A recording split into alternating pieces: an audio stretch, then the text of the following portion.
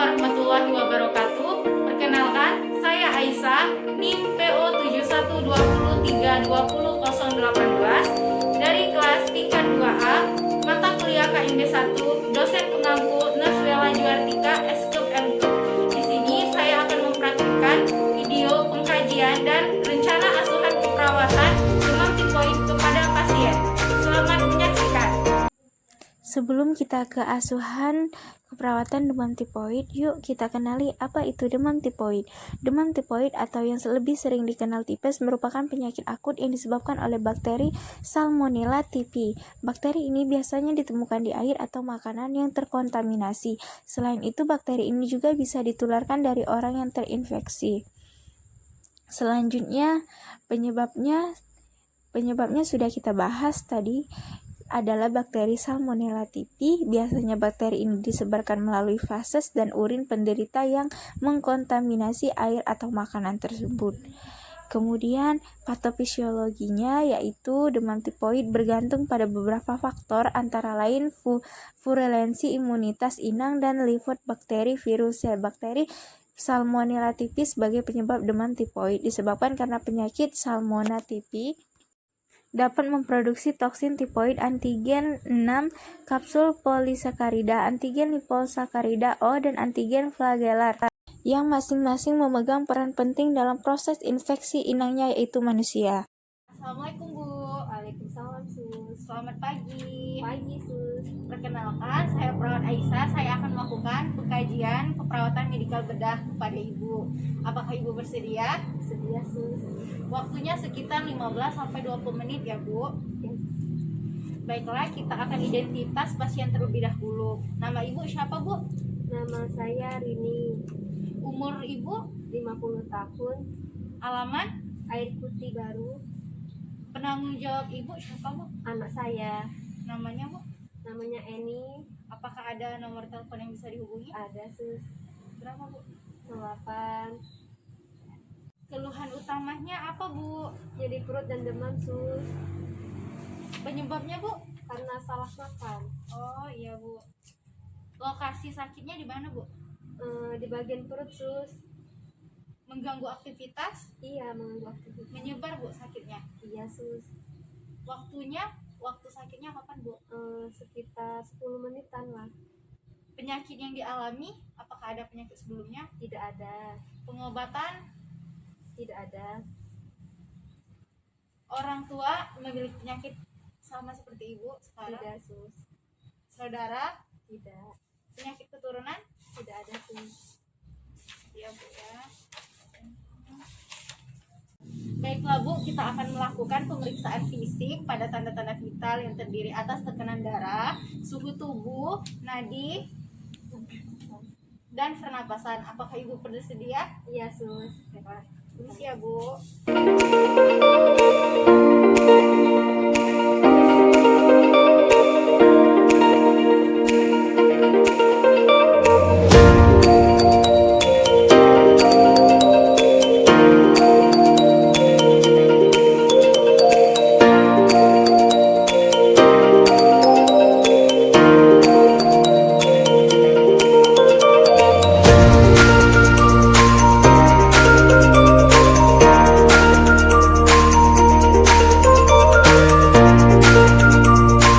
Baiklah Bu, tekanan darahnya 110/80 ya Bu, normal.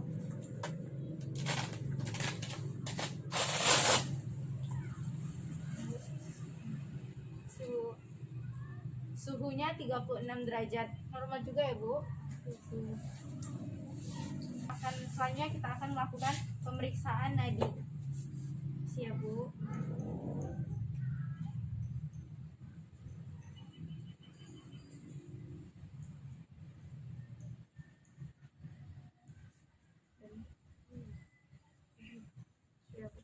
Nadinya 80 kali per menit ya Bu. Baiklah Bu, pengkajiannya telah selesai. Terima kasih ya Bu. Ya Sus. Permisi. Assalamualaikum. Waalaikumsalam.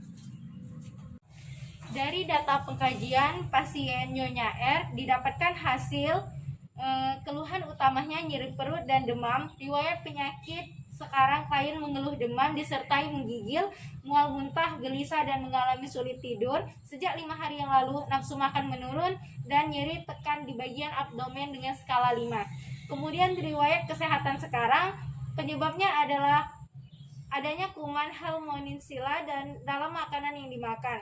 Hal-hal yang memperbaiki keadaan pasien yaitu istirahat dan minum obat. Bagaimana yang dirasakan pasien seperti diramas-ramas. Bagaimana yang dilihat pada saat pengkajian, klien seperti meringis dan kesakitan. Di mana lokasinya di daerah perut, apakah menyebar? Ya, menyebar. Mengganggu aktivitas? Ya, mengganggu aktivitas. Waktunya 10 kali menit, setiap 10 kali per menit. Riwayat kesehatan masa lalu, penyakit yang pernah dialami tidak ada, pengobatan tidak ada, alergi tidak ada, riwayat kesehatan keluarga, orang tua tidak memiliki riwayat penyakit, saudara kandung tidak memiliki riwayat penyakit.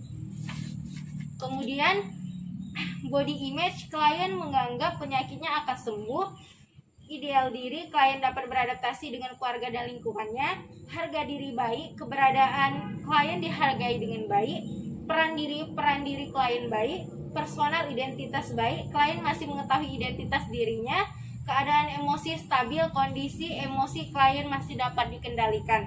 Kemudian perhatian terhadap orang lain atau lawan bicara baik, klien dapat memperhatikannya. Hubungan dengan keluarga baik, hubungan dengan saudara baik, hubungan dengan orang lain baik. Terus kegemaran pasien memasak, daya adaptasi klien baik, mekanisme coping atau pertahanan baik, pemeriksaan fisik yang didapatkan dari pasien, tekanan darah 110/80, nadi 80 kali per menit, suhu tubuh 36 derajat Celcius, dan tinggi badan 160 cm, berat badan 45 kg. Pemeriksaan kepala dan leher, kepala bentuknya mosoesopal, ubun-ubun tidak ada kelainan, kulit kepala bersih, rambut bersih, bau tidak berbau, warna kulit sawo matang, struktur wajah simetris kanan dan kiri, mata kelengkapan dan kesimetrisan lengkap dan simetris kanan kiri, palpebra tidak ada edema, konjungtif dan selera konjungtif dan anemis dan selera bersih, pupil isokopil, cornea dan iris jernih, visus normal dan dapat melihat dengan hitungan jari. Tekanan bola mata tidak ada, hidung, tulang hidung dan posisi septum nasi simetris, lubang hidung tidak ada hambatan pada lubang hidung, cuping hidung bersih, telinga simetris kanan kiri, ukuran telinga normal, lubang telinga normal, ketajaman dan pendengaran jelas, keadaan bibir mukosa bibir kering, keadaan gusi dan gigi bersih, keadaan lidah kotor, orofaring simetris, leher, posisi trakea lurus dan tidak bengkok, tiroid tidak ada pembesaran tipoid, suara tidak ada suara tambahan, kelenjar limpa tidak ada pembesaran, pena juga laris tidak ada kelainan berdetak secara normal, denyut nadi karostis secara normal. Pemeriksaan integumen, kebersihan klien tampak bersih, kehangatan terabahangan, warna sawo matang, turgo sedang, kelembaban sedang, kelainan pada kulit tidak ada kelainan. Pemeriksaan payudara dan ketiak, ukuran dan bentuk payudara melingkar dan simetris dengan ukuran sedang, warna payudara dan areola warna sawo matang dan tidak ada warna tambah, kelainan payudara dan puting tidak ada pembengkakan atau kelainan. Kemudian aksila dan salvicula tidak ada pembesaran. Infeksi toraks normal, pernapasan frekuensi normal 20 kali per menit, tanda kesulitan bernapas tidak ada. Palpasi getaran suara kiri dan kanan sama, perkusi sonor, auskultasi suara normal, suara ucapan intensitas suara sama, suara tambahan tidak ada. Pemeriksaan jantung. Pada pemeriksaan jantung terdapat tidak terdapat infeksi, valvasi teraba berdetak, perkusi konfigurasi jantung dalam batas normal, auskultasi bunyi jantung luk-duk, bunyi tambahan tidak terdengar, murmur tidak ada, frekuensi 80 kali per menit. Pemeriksaan abdomen. Infeksi bentuk abdomen perut simetris, benjolan tidak ada, bayangan pembuluh darah tidak ada, auskultasi peristaltik usus 15 kali per menit. Suara tambahan tidak ada. Valvasi, tanda nyeri tekan, terdapat tanda nyeri tekan di perut. Benjolan tidak ada. Tanda ascitas, tidak dilakukan pengkajian. Hepar tidak teraba. Linen tidak terdapat pembesaran linen. Titik MC Burne, nyeri lambung. Perkusi suara abdomen, tidak ada suara pada abdomen. Pemeriksaan ascites, tidak dilakukan pengkajian. Pemeriksaan kelainan dan daerah sekitarnya. Genitalia, rambut pubis ada, lubang uretra tidak ada penyumbatan, kelainan pada genitalia eksternal dan daerah ingonial tidak dapat kelainan. Anus dan perineum, lubang anus tidak terdapat nyeri, kelainan pada anus tidak terdapat kelainan, perineum tidak terdapat benjolan dan jahitan. Pemeriksaan muskulosketal atau ekstremitas. Kesimetrisan otot, otot tampak simetris. Pemeriksaan edema, tidak terdapat edema.